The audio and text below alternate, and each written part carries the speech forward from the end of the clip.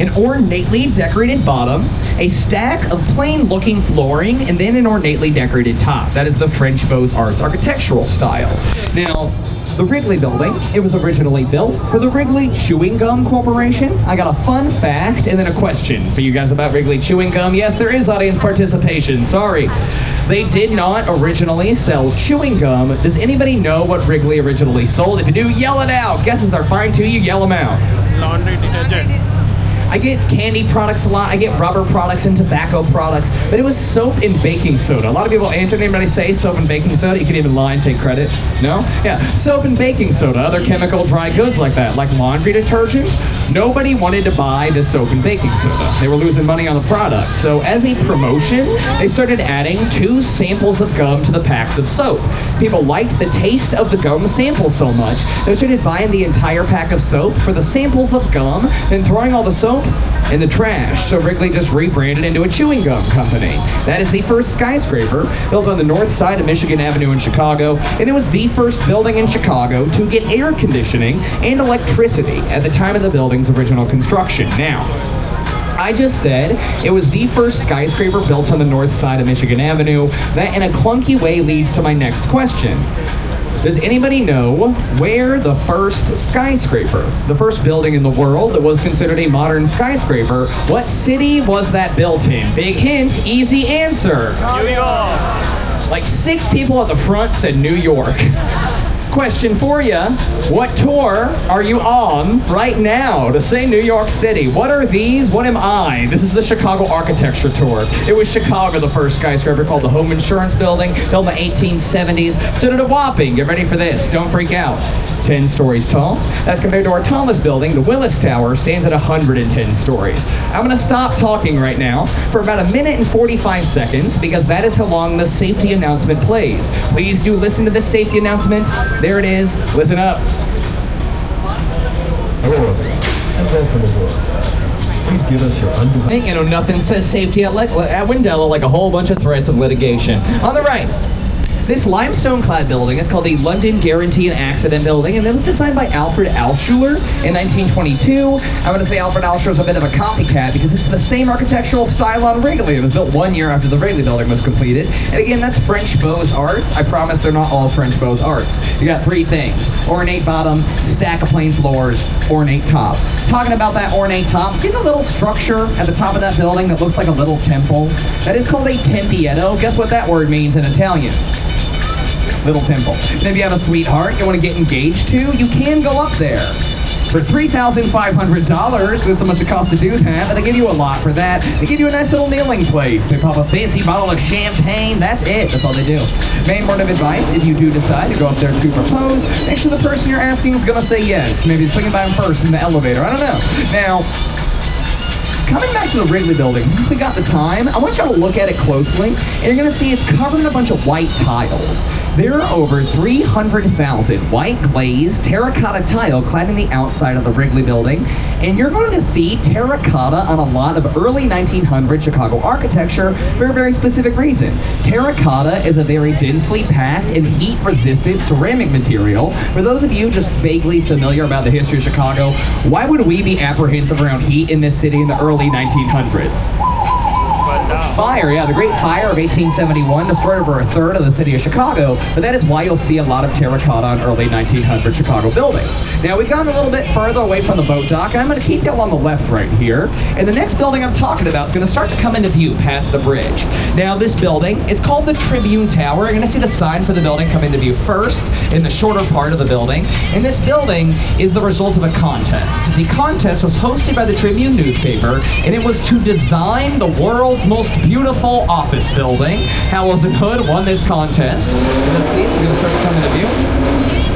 The Overcompensators Convention's in town, if you're wondering what that noise was. Now, we're going to keep moving, and you see the letters, Chicago Tribune, peeking out past that bridge, and the whole building's going to start to come into view right now. This was what was considered the most beautiful office building in the world in 1922, and I can kind of understand that. Howells and Hood won this contest with this neo-Gothic design. It's a building with the American flag at the top of it.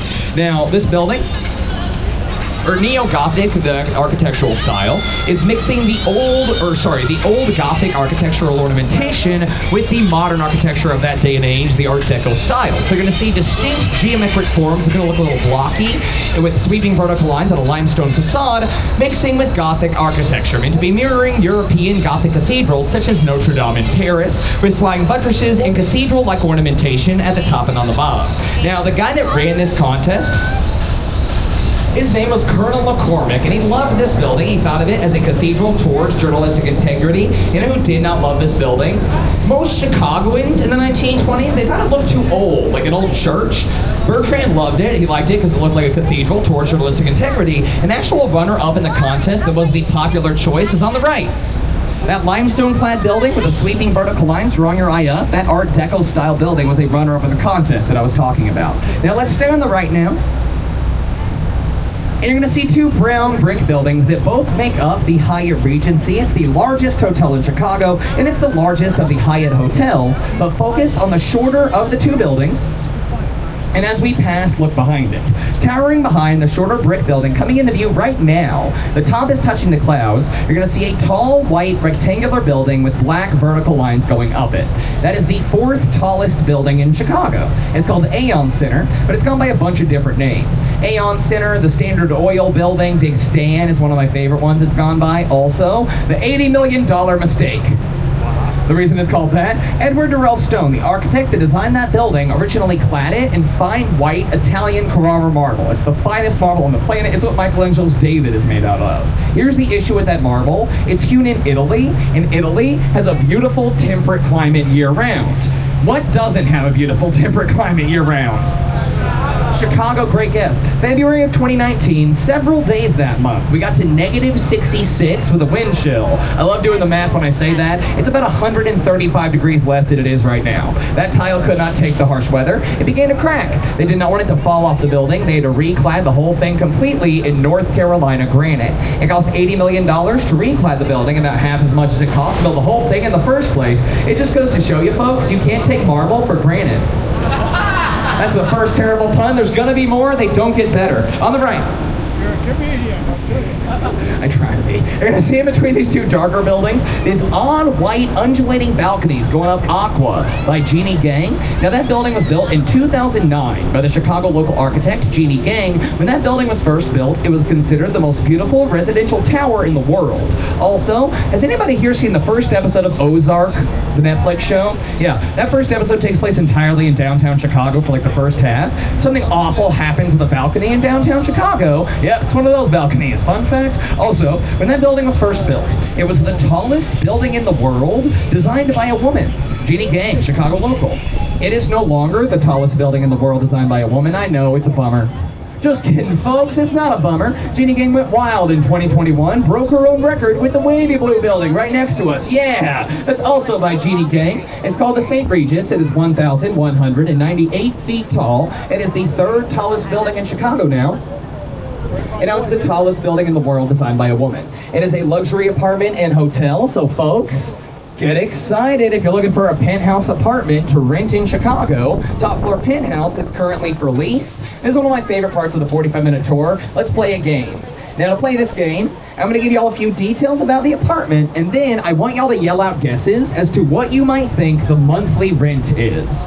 Now, to control the crowd, because I don't want everybody yelling at once, that'd be insane, it's a full boat right now, is if you're at the front few rows and the sides here, I'm going to have y'all yell out first to make sure you project, I want to hear you, and then I'm going to walk to the middle of the boat. As I pass you, stop yelling. Now, I'm not going to get to the very back, so once I get to the edge of my court, I'll tell y'all in the back, and I want y'all to scream at me, okay? Cool.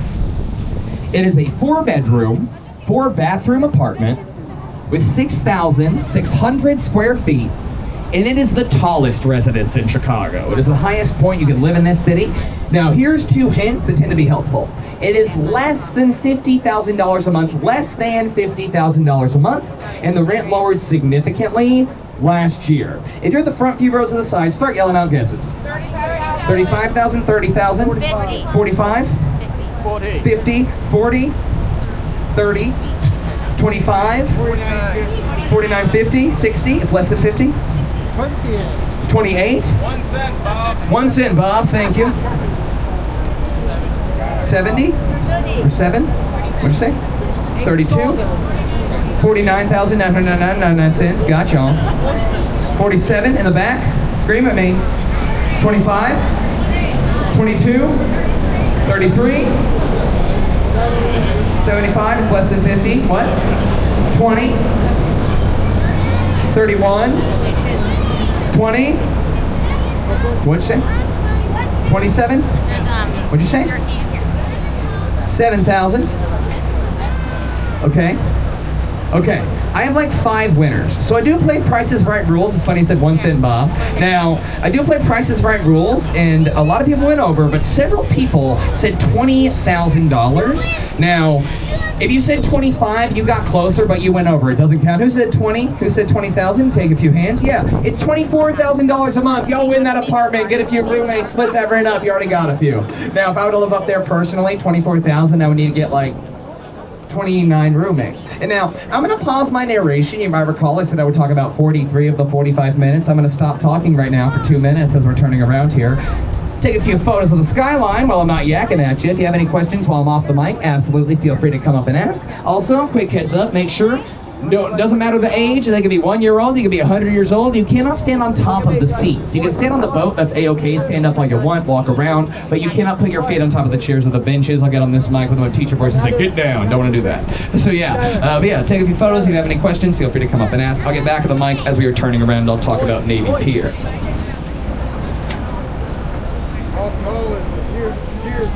I'll talk about it. Yeah. When we're right by it. Sure. Oh, that's everyone. No!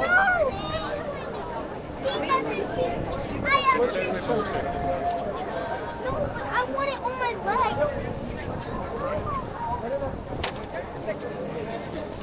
I think it out. I need it on the deal. I made that deal. This is mine.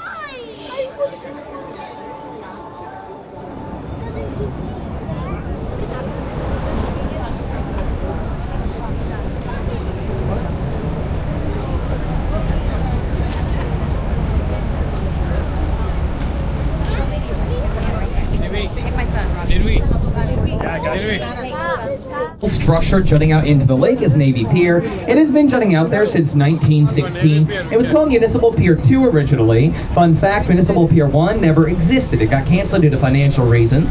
The name changed to Navy Pier in 1923 in honor of World War I, and the purpose of the building changed in the 40s. During World War II, it was used as a naval aviation training facility. Youngest graduate of that facility was 19 years old, and his name was George Herbert Walker Bush. H.W. Bush Sr., former president, youngest graduate at 19. Said empty for a little bit after the war, was used as the branch of the University of Illinois for a while. Then in the 90s, it underwent a $250 million restoration, turning it into the massive tourist attraction we know and love it for today. There's a ton of stuff to do at the Navy Pier nowadays. I'll say it's free to go to the Navy Pier. It's not free to do anything else at the Navy Pier. On the right, this curvy black building is called Lake Point Tower. Looking at that building from above, it looks like a big fidget spinner with 3 lobes. That is called a 3-lobe construction style, and it was designed by Shipwright and Heinrich in the late 1960s. What that odd shape does for the building is it makes it incredibly resistant against wind. That building does not sway in the wind, it doesn't twist in the wind, it doesn't do anything in the wind. It's so aerodynamically shaped, the wind just wraps around it so fast, the people that live on the inside cannot open the windows. Hey guys, once again, one small conversation is not going to distract me, but if 30 of you are having a conversation right now, that's going to distract everybody on the boat. So if you want to talk out loud, go downstairs. That's rude to the people around you. Don't be rude.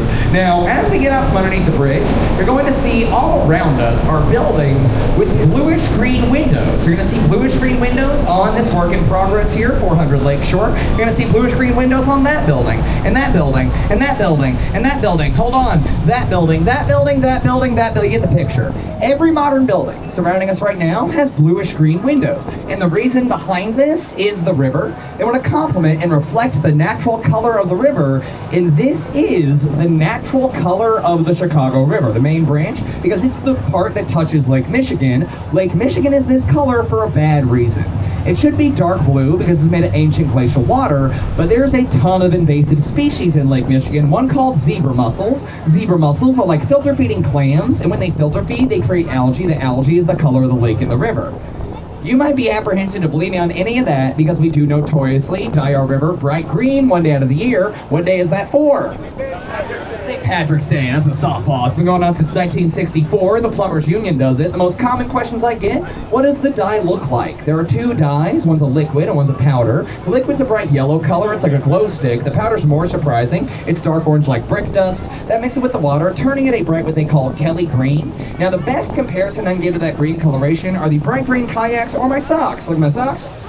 It's like that. Now, how long does the dye last? About 10 to 15 days, and it's completely harmless to the wildlife. The active ingredient in the dye is called fluorescein, and fluorescein is used in two areas, both involving eyes. In ophthalmology, they will inject your eye, or they'll put fluorescein in your eye to detect if they have ruptured the eye during eye surgery. I know it's gross, that's how they use it. And then if they think your dog has a scratch in its eye, they will... Guys, you're at the very front. That's going to be a big distraction.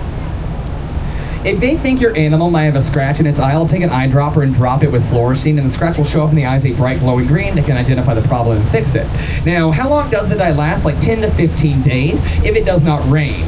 This past St. Patrick's Day, they dyed the river on the 14th. They always dye it the Saturday before. And from the 14th to the 17th, one day we got snow, one day we got a wintry mix. One day it was 60 degrees and it hailed. Who would live here? But the weather was so bad that it muddied the water to the actual day itself. It was just brown. Now, random question. Has anybody here been to Rockefeller Center in New York City?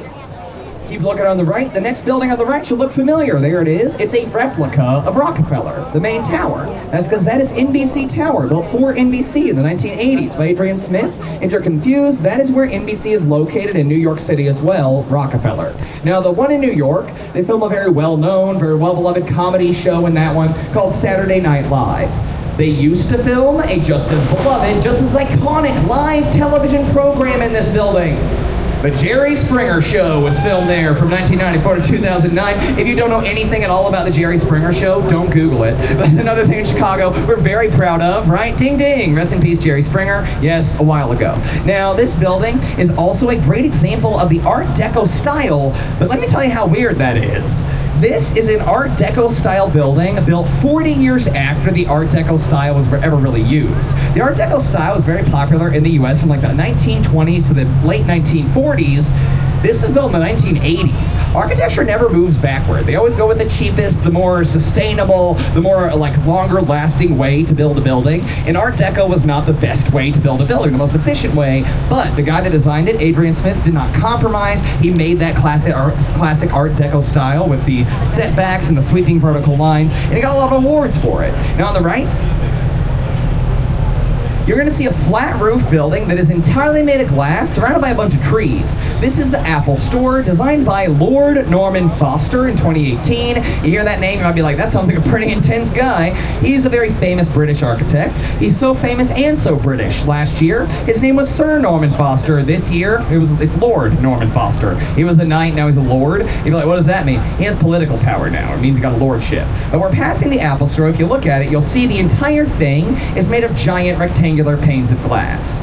Each one of these panes of glass individually costs $1 million, each one. I had a hard time with that one because immediately you hear that, you're like, he's making that up. It's not true. I have had two professional glazers take this tour and confirm for me that it's $1 million a piece. All this to tell you guys, during the construction of the Apple Store, they shattered 2 of the $1 million panes of glass. Yeah, $2 million right down the drain. But you gotta think about it, it makes sense. It's Apple. Of course you're gonna crack the glass, spend a whole bunch of money to replace it, even on the buildings. Now, let's talk about the second tallest building in Chicago. It's right in front of us. Guess the name of it. Just kidding. This is the Trump International Hotel and Tower, designed by Adrian Smith in 2009. Adrian Smith, he's the one that designed the Rockefeller Center replica. He's a world-famous architect, not for designing a building in the US, really. He is really world-famous for designing the Burj Khalifa that's in Dubai. Who's heard of that one? Dubai Tower? Yeah, tallest building in the world. Now let's put the height of that one into perspective. Look to the top of Trump Tower. Add another one on top of it. So that is how tall the Burj Khalifa is. So you really can't see the full top of the Trump Tower right now. You can kind of see the very, very top of it. We'd only be able to see half of the Burj Khalifa right now. This building is 1,388 feet tall. The Burj Khalifa in Dubai is 2,717 feet tall. On the right, you'll see that the corner of a black box building. This black box building is the American Medical Association building, but this is an architectural landmark because it's the last office building designed by a guy named Ludwig Mies van der Rohe. Who's he?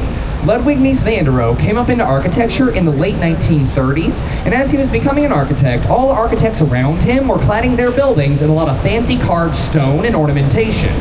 All that stuff was awesome and beautiful, but it cost a lot of money. It took a lot of time, and technically it was unnecessary to the function of the building. Mies van der Rohe revolutionized the whole world of architecture with one phrase. Less is more. He got rid of all the unnecessary stuff, focused on the function of the building, not just the outside of it. Let me put his work into perspective. Look at that black box building right next to us. Not much to say about it physically, right? Before Ludwig Mies van der Rohe, no building in the world looked like that building. That might be an odd thing to hear, because if you've been to any modern city, every building in the world looks like that building. It's a plain rectangular steel box. That is called the International Style of Architecture, and it basically sparked the modernist movement of architecture. There's the sun, I can see you guys now, hey. Now, big part of Ludwig Mies van der Rohe's career, he was a professor who taught a lot of architects the whole less is more philosophy. Pretty confident one of his students disagreed with it, because that guy's name was Bertrand Goldberg. He designed these two right next to us. The Corncobs, as they're better well known in Chicago for obvious reasons. The actual name of these buildings is Marina City Towers, built in 1963 by Bertrand Goldberg in an effort to attract middle-class workers downtown to live. Because folks, back in the day, no one wanted to live in downtown Chicago. Most people just worked down here, commuted in. So Bertrand designed those two buildings like they were a city inside of a city. On the inside, there was a roller rink, a grocery store, a doctor's office, a movie theater, a bowling alley, any accommodation you could need or want to live downtown. Most common questions I get about these two buildings. One, what do the apartments look like on the inside? I got a weird answer with that one. It's a slice of pie. You enter at the pointy end, it goes outwards towards the balcony. Other common question, anybody ever driven off of that parking lot before? Yep, twice. Once for a movie, once for an advertisement. No one got hurt. The movie was Steve McQueen's second to last film, Hunter. The ad was for the Allstate Insurance Company in the early 2000s. Drove a car halfway off the building, hung it off the side, and put an Allstate billboard underneath it, sort of showing the worst case scenario for a vehicle in Chicago for their insurance company. Right next to us, there's something frustrating about this brick building. It's called the Reed Murdoch Center, built in 1914. What's frustrating about it? Look at the clock tower. Count the vertical columns of windows to the right of the clock tower. There's 6. Look to the other side of the clock tower. Count the vertical columns of windows. Yep, 5. Clock tower's not in the middle of the building. Why? That building was built in 1914, this bridge. It's built in the 30s. Whenever they put the bridge in, they had to extend out this street, put it in the bridge house. They knocked down that column of windows in the Reed Murdoch Center. The building wasn't always asymmetrical. Right next to us, this is 300 North LaSalle, designed by Picard and Chilton in 2009. This is one of the most environmentally friendly buildings in Chicago. It was built with over 60% recycled materials, and would you guys believe me if I told you no air conditioning units in that building? No one is suffering in there when it's really hot outside. The way they cool the building off is using river water. They pump it in through the walls, pump it out cleaner than it actually already was. I am apprehensive to say that one though, because it may no longer be happening, because that process heats the water up, and that can negatively affect wildlife in the river. There is wildlife in the river. Over 70 different species of fish live in the Chicago River. Let's go back in time again. 1931, the Marshall Field Corporation, they are better well known today as Macy's. They had 18 warehouse buildings scattered all around Chicago. They wanted to combine them into one building. You might be thinking 18 warehouses, one building. That's going to make a ridiculously huge building. Correct. That ridiculously huge building is the Merchandise Mart, built in 1931 by Graham Anderson, Probst and White. Whenever this massive Art Deco building was first built, it was the largest concrete building in the country by square feet. Today, it's number 2 in that category. Does anybody know what number 1 is now? Big hint, government building. It's not the parallelogram. It's the Pentagon. Now, the Merchandise Mart has over 4.2 million square feet of space, over 8 miles of hallway in the building. Until the 90s, that building had its own zip code. On the right, past the bridge, you're going to see this outcropped piece of land here called Wolf Point. Wolf Point, very historically significant. It is actually so historically significant, this is where we get the word Chicago. Really, it is the land where the first non-native visitors, the names were Marquette and Joliet. This is where they were first brought by the indigenous people, the Potawatomi, when they were brought here in 1673. Now, when the Potawatomi brought Marquette and Joliet to this land, they kept referring to it as Chicago. That's where we get the word Chicago. Now, Marquette and Joliet took that word as the name the Potawatomi had given the land that they were telling them. But that was wrong. That was not the name of the land the Potawatomi were saying. They were telling Marquette and Joliet the crop they grew here and explaining where the air stunk. It was a medicinal onion that had a very strong fragrance to it, folks. Chautauqua roughly translates into smelly onion. That's true, so take that again, New York City. You can be called the Big Apple all day long. Chicago, smelly onion. Score 1 for Chicago. On the right. Past the bridge in front of us on the right, you're going to see, it's basically right in front of us right now, a building called 150 North Riverside. I do not call this building that. That building in front of us is the building that comes with its own hand movement. What I mean by this, y'all are watching me. I'm also watching you. And every time somebody sees this building, they want somebody else to look at it. They'll nudge that person next to them and do one of 3 things. Something like this. Look at that one. What? Some of this, is that on what? Or some of this, peace and love. Or they also do a little pinch sometimes, because your eyes are not deceiving you. It's coming into view for everybody right now. That building is built on a 40-foot base. It goes outwards from there. Now, how is this building possible? As we get out from underneath the bridge and you look up the side, you're going to see evenly dispersed are these wide gray lines. These gray lines are I-beams that are made of the world's strongest steel developed in Luxembourg. They go all the way up the side of the building and all the way down about 77 feet into the bedrock underground. They're going to be coming into view right about now. There's also the sun. Be aware of that. You can see those gray lines. Now also at the very top of the building on the inside, you can't see this thing. There's something called a mass dampener system, which is a giant tank of water. Really, it's 4 tanks filled with about 160,000 gallons. If the wind blows that building in any direction, the giant tanks are sent the opposite way as a wind resistance, counterbalancing it. It's a counterweight system. Now, coming out from underneath the bridge right next to us, you're going to see the Boeing building. Fun fact about the Boeing building, it is built on top of train tracks that are owned by a very large rail company in the U.S. called BNSF. Now the reason I'm telling you this, BNSF owns the train tracks and the land right here. Boeing built their building above the train tracks and land, so what does that mean? The Boeing Corporation has to pay BNSF for the air that this building occupies. That is because whenever you purchase property in the United States, you own the air rights above the property until it gets to 2,000 feet. After that, it's government-owned airspace. Can't build past that in the U.S. So Boeing does have to lease the air from BNSF. Last time I heard, it's $1 million a year to lease the air for that building. On the right. Oh, congratulations! That largemouth bass? Yeah, it is. I want to talk about fishing in the river in just a second. Now, on the right, this limestone-clad building, also the sun, be aware, is 2 North Riverside Plaza. It's really the best example of the Art Deco style we're going to see on the river today. The Art Deco style will often feature sweeping vertical lines that draw your eyes up, a limestone facade, and setbacks. This building in particular has a lot of setbacks. It's where it looks like there's steps all around it, like they push the tower against the base, creating these step-like shapes. Also, usually Art Deco buildings are going to look blocky, like large geometric forms, sharp corners, straight lines, making it a definitive shape, and they're going to be symmetrical. You cut them in half, they'll look the same on both sides, like a mirror image. The next 4 buildings on the right, starting with the first 2 black identical ones, all make up what's called the Gateway Center, designed by Skidmore, Owings, and Merrill, who are better known today as SOM. Now, being the Gateway Center, first one here, its name is Gateway 1. Second one down on the right, its twin's name is Gateway 2. Third one down, the white building ahead of us, its name is Gateway 3. Then the 4th one down, that green glass building, guess the name of that one, yell it out. Stephanie. No, it's Gateway 4. 1, 2, 3, and 4. Nailed it. Now the first 2, completely identical buildings. They're both that international style of architecture. Ludwig meets Van der Rohe. Less is more, getting rid of all the ornamentation. That last thing I just said is not true. Both these buildings covered in ornamentation, but it's in between the windows. Kind of sneaky. Don't look behind us, look ahead of us.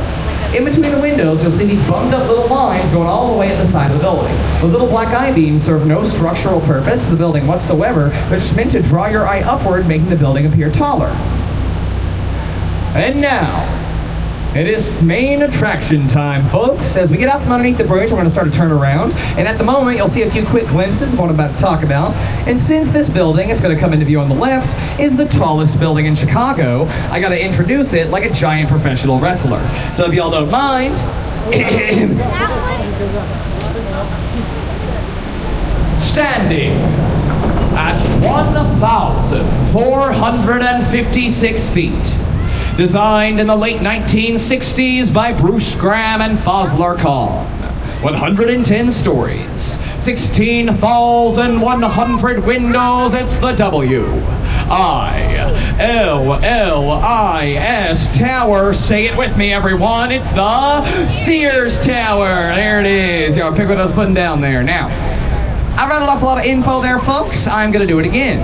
This is the Willis Tower. Built in 1973 by Bruce Graham and Fosler Kahn. It is 1,456 feet tall, and until 1996, this was the tallest building in the world. Now, Fosler Kahn, he is considered the Einstein of modern architectural engineering. He developed the way that this building was constructed, called a bundled tube construction style. Now, what does that mean? This is not one structure. It is 9 75-foot tubes or boxes all fused together into one. What that does for the building is it makes it strong enough and flexible enough at its base to sway in the wind. The Willis Tower sways in the wind 18 inches in either direction on a windy day, a whole 1.5 feet. I can prove this to you. It takes a lot of work on your end. You got to go to the top floor of the Willis Tower. It is called Willis. Have to go to the top floor on a windy day, go into the bathroom of the top floor, and look down into all the toilets. What you're going to find is the water slowly swaying around back and forth as the building sways. Now, at the very top of the building, there are 2 white radio antennae.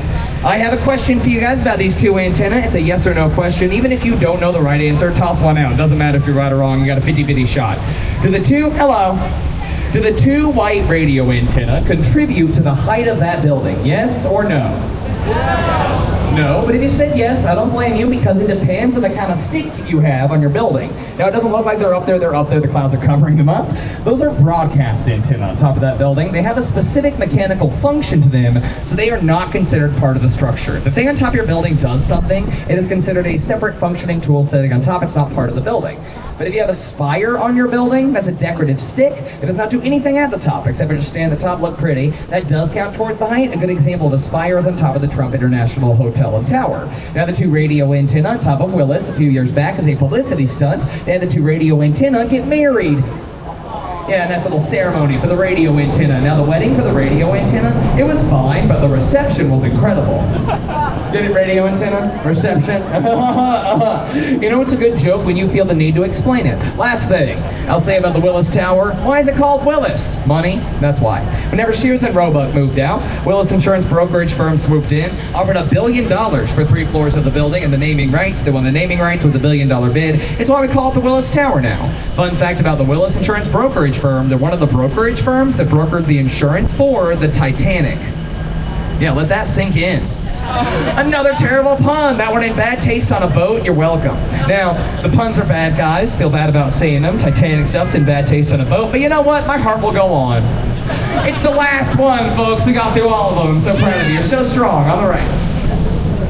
This is an often favorite on the tour. It's called the Civic Opera Building, built in 1929 by Graham Anderson, Probst and White, paid for in 1929 by a millionaire investment banker by the name of Samuel Insull. That is why a lot of people refer to this building colloquially as Insull's throne, because it looks at the top.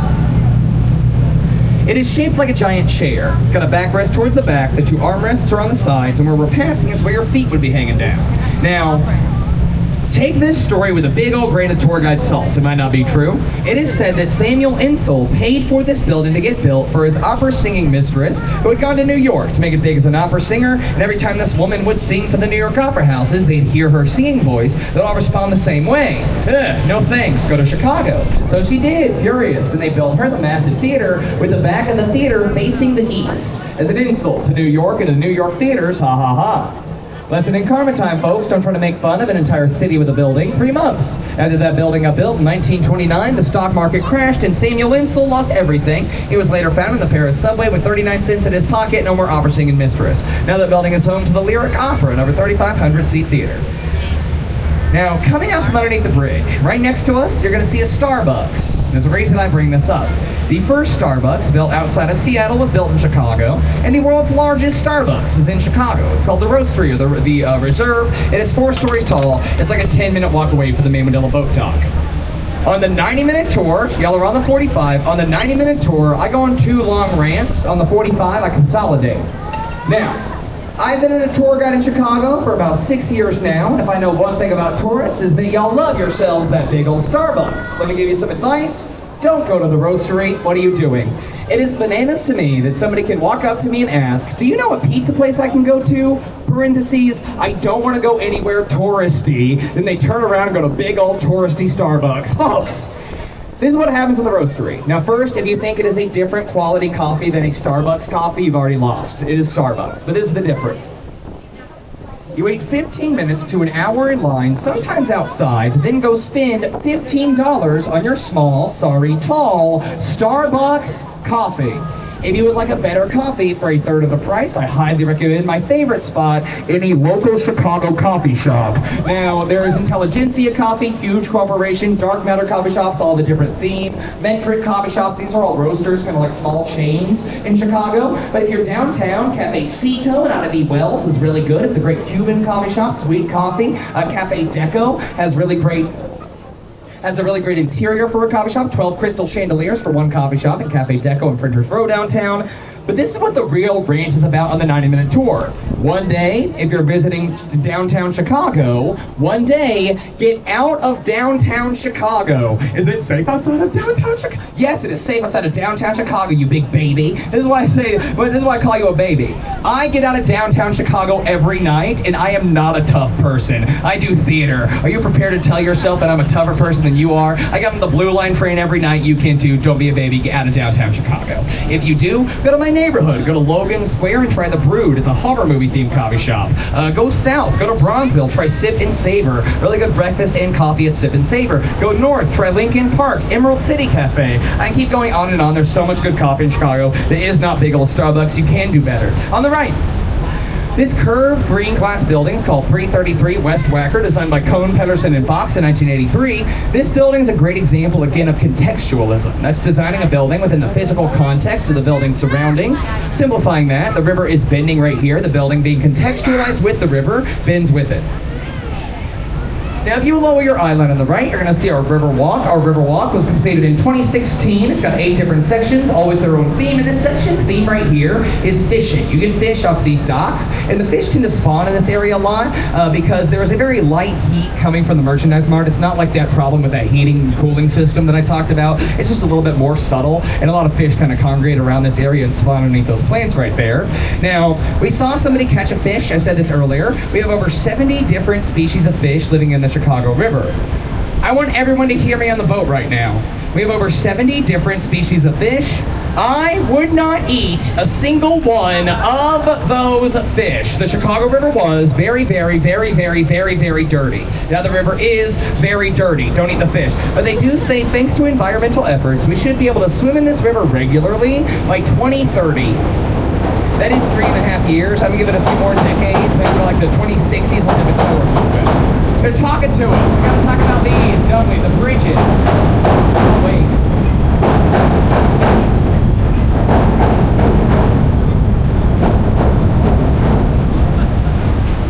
Cool.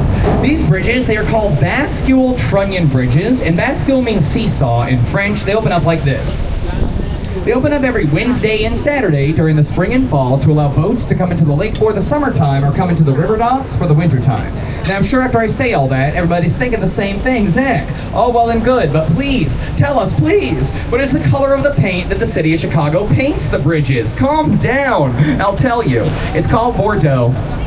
I know nobody asked that question. It's one of my favorite facts on this tour. I don't know why. It is named after the French town the French wine is named after. Maggie Daly picked it out. That's the old Mayor Daly's wife. She thought it wouldn't show rust as much. I'll let you look underneath. Decide that for yourselves. On the right. Don't look underneath. You're going to see past the bridge in front of us. You're going to see a white granite-clad building. Let me give you all a piece of advice. If you're walking around downtown tonight, try to pass this building. When it's dark outside, it is lit up beautifully.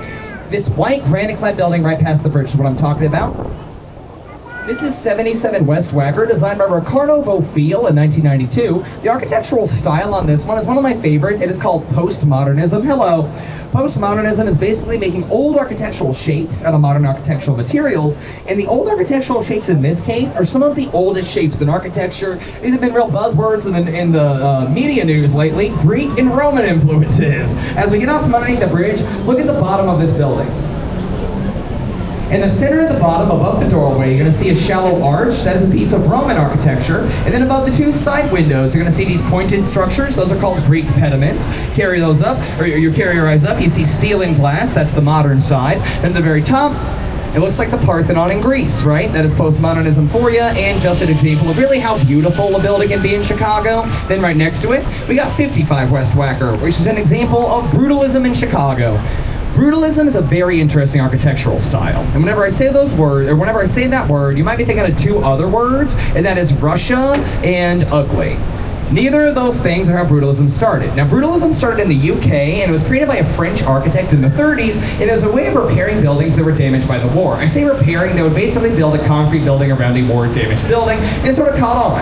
And then in Russia, from like the 40s to like the early 50s, they used brutalism to send a message. Russian brutalist buildings were smaller and not ornamented at the bottom, and larger and heavily ornamented at the top, representing the working class of people holding up and lifting up the affluent ruling class of people. And the US government started with brutalism in the 60s for government buildings, and if you've been inside of a post office or a DMV or a city hall that got built in like 1970, 1960s, you know that is when they got ugly. The brown flat slab concrete buildings in the 1960s, 70s, and 80s in America. I'm from a small town in southern Indiana. My local library, my post office, my high school built in the 1960s were all brutalist style.